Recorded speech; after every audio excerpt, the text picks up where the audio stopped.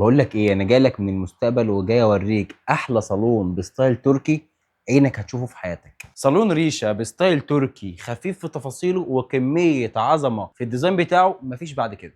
الستايل بتاع الصالون هنا معانا مميز ومختلف. نيجي لجزء الكنبه الكبيره، ماتشنج الالوان بالنسبه لتوحيد الدرجات في الكافيه. القماشه هنا معانا قطيفه جيرمان بملمس ناعم وجميل قوي.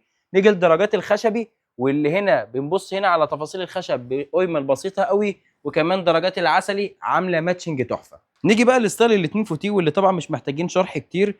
تفاصيل القماش هنا معانا درجات الكافيه، القماش المشجر التحفه. تفاصيل الهاند ميد هنا بسيطه قوي. بص هنا على درجات الخشبي، وعاملين هنا كمان في العمق درجات البلاك عشان يبين معانا العمق بتاع الهاند ميد. مفيش بعد كده كلام. والكنبه الصغيره بنفس تفاصيل وديزاين وعظمه الكنبه الكبيره. وكمان يا عزيزي جاي اقول لك ان الاتنين فوتيه دول جايين قطعتين اضافيين مع الصالون. نيجي لجزء الترابيزه بقى واللي مش محتاجه كلام كتير. هنيجي هنا من فوق رخام، ودرجات الخشبي مع الهاند ميد مفيش كلام. صالون ريشه بستايل تركي مميز وحصري مش هتلاقيه غير في ثقه. متوفر دلوقتي، تقدر تطلبه اونلاين او تشرفنا بنفسك في المعرض.